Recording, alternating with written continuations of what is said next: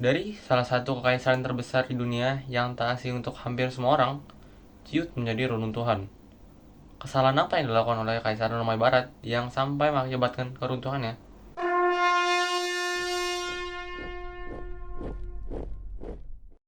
Halo, nama saya Matthew, dan bersama kelompok saya Marsha, Naomi, dan Timothy, mari kita cari tahu bersama akibat keruntuhan Kekaisaran Romawi Barat.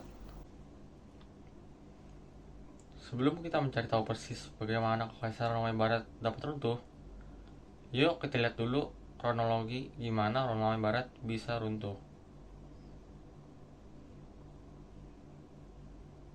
Keruntuhan Kekaisaran Romawi Barat adalah peristiwa sejarah yang menandai berakhirnya kekuasaan Kekaisaran Romawi di bagian barat benua Eropa. Proses ini berlangsung selama beberapa abad, dengan puncaknya pada tahun 476 Masehi, ketika Romulus Augustulus, Kaisar Romawi terakhir, digulingkan oleh Odoaker, seorang pemimpin suku Jermanik. Kejatuhan ini sering dianggap sebagai titik akhir zaman kuno dan awal abad pertengahan di Eropa. Pemimpin Romawi Barat pada saat itu, si Kaisar Diocletianus, membagi wilayah Romawi menjadi dua, dan membagi kekaisaran menjadi dua wilayah yang dikelola oleh 4 penguasa. Pada tahun 395 Masehi, Kaisar Theodosius digantikan oleh kedua putranya, yaitu Arcadius yang menguasai kekaisaran timur dan Honorius yang menguasai kekaisaran barat. Pada abad ketiga, krisis mulai ada. Perekonomian Romawi Barat mulai mundur. Terjadi inflasi, turunnya hasil pertanian, dan biaya pertahanan meningkat. Digabung dengan kebijakan moneter yang tidak efektif, serangkaian perang saudara, dan banyaknya serangan dari luar, ini hanya memperburuk infrastruktur Kekaisaran Barat. Munculnya agama Kristen pada abad keempat, serta krisis militer yang akut, menyebabkan kekaisaran tersebut untuk jatuh lebih lanjut. Disiplin militer Romawi Barat mulai berkurang juga, dan mereka juga mulai membayar tentara bayaran dari bangsa barbar untuk membantu mereka. Pertempuran Adrianople adalah salah satu contoh pertempuran besar yang menunjukkan bahwa kekuatan militer Romawi Barat tidak lagi seperti dulu.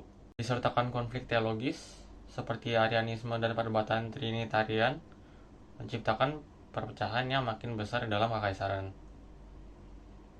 Pada akhirnya, Romulus Augustulus, Kaisar Romawi Barat terakhir, digulingkan oleh Odoaker, yang mengirimkan regalia kekaisaran pada Kaisar Zeno di Kekaisaran Romawi Timur, menunjukkan bahwa ia menganggap Kekaisaran Romawi Barat telah berakhir. Peristiwa ini dianggap sebagai titik akhir Kekaisaran Romawi Barat. Nah, setelah mendengar kronologinya ini, yuk kita bedah dan kita lihat faktor-faktor keruntuhan Kekaisaran Romawi Barat, mau internal ataupun eksternal, serta dampak dari keruntuhannya. Kekaisaran Romawi pertama dipecah menjadi barat dan timur karena sistem tetrarki yang diciptakan Kaisar Diocletianus, yang membagi kekaisaran menjadi dua wilayah yang dikelola oleh 4 penguasa. Dan Roma benar-benar terakhir terpecah pada masa Kekaisaran Theodosius I, di mana Roma Barat diwariskan kekuasaannya ke anaknya Honorius, yang nantinya runtuh pada abad kelima karena tidak dapat menahan ancaman internal dan eksternal. Apa saja ancaman-ancaman itu? Mari kita lihat bersama-sama.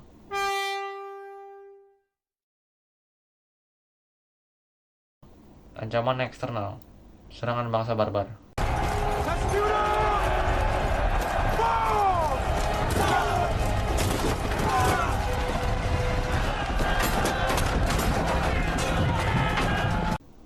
Salah satu faktor utama runtuhnya Kekaisaran Romawi Barat adalah serangan berulang-ulang dari suku barbar. Meskipun mereka masih dapat berjuang melawan suku-suku ini, pada abad kelima, tekanan dari suku-suku barbar makin intens. Salah satu perlawanan yang paling terkenal adalah penjarahan Roma oleh Visigoth di bawah pimpinan Alaric I pada tahun 410 Masehi, yang menandakan bahwa Roma tidak lagi kebal dari serangan musuh. Perjanjian dengan bangsa Vandal dan penjarahan Roma. bangsa Vandal di bawah pimpinan Raja Geserik menyerang Italia dan menjarah Roma pada tahun 455 Masehi. Peristiwa ini memperburuk situasi kekaisaran yang sudah rapuh dan mengurangi reputasi Roma. Ancaman internal, kemunduran ekonomi, inflasi, menurunnya hasil pertanian, dan meningkatnya biaya pertahanan menyebabkan tekanan besar pada keuangan kekaisaran. Kebijakan moneter yang tidak efektif juga menyebabkan devaluasi mata uang. Selain itu, banyaknya perang saudara dan serangan eksternal memperparah kerusakan lahan, pertanian, dan infrastruktur. Krisis militer. Pada abad keempat dan kelima, Romawi kekurangan tentara Romawi asli menyebabkan ketergantungan yang semakin besar pada tentara bayaran bangsa barbar. Ketergantungan ini memperlemah disiplin militer dan meningkatkan pengaruh barbar di dalam pemerintahan Romawi. Ketidakstabilan politik. Sepanjang abad kelima, kekaisaran dipimpin oleh serangkaian kaisar tak lemah dan tidak mampu mengatasi tantangan internal maupun eksternal. Selain itu, terjadi banyak perang saudara dan perebutan kekuasaan yang menguras sumber daya negara. Perpecahan sosial dan budaya. Pembagian sosial yang tajam antara kaum kaya dan kaum miskin menyebabkan ketidakstabilan yang semakin meningkat. Pada saat yang sama, Kekaisaran Romawi Barat menghadapi perpecahan budaya yang meningkat karena pengaruh agama Kristen yang menggantikan agama-agama tradisional Romawi. Krisis agama. Pada abad keempat, muncul agama Kristen sebagai agama resmi Kekaisaran Romawi.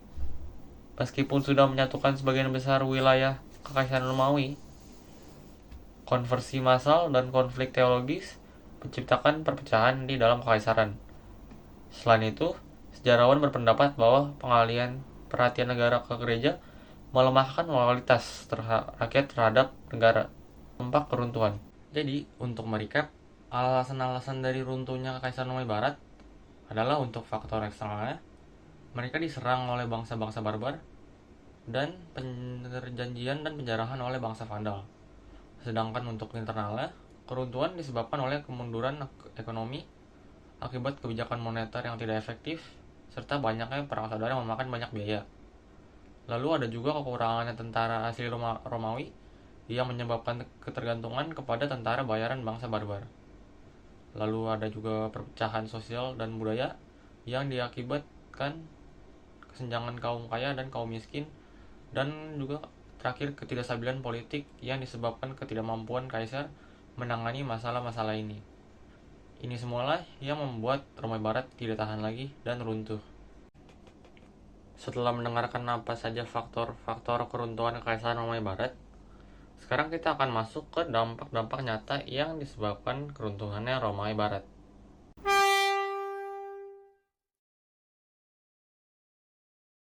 Transisi ke abad pertengahan. Keruntuhan Kekaisaran Romawi Barat menandai mulainya abad pertengahan di Eropa, yang seringkali dianggap sebagai masa kemunduran dalam hal politik, ekonomi, dan budaya.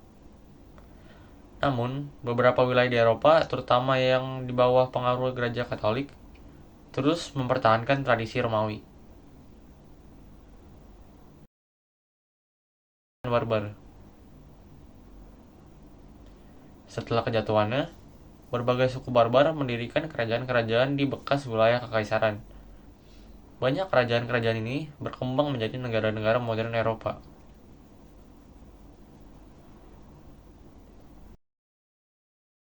Kekaisaran Romawi Timur. Kekaisaran Romawi Timur terus berkembang selama hampir 1000 tahun setelah kejatuhannya Kekaisaran Romawi Barat. Meskipun berpusat di timur, ia tetap mengklaim warisan Romawi dan mempertahankan pengaruh yang signifikan di wilayah Mediterania. Jadi, kita sudah belajar bahwa Kekaisaran Romawi Barat runtuh pada abad kelima akibat dominasi ancaman eksternal dan internal. Serangan dari suku barbar seperti Visigoth dan Vandal melemahkan pertahanan kekaisaran.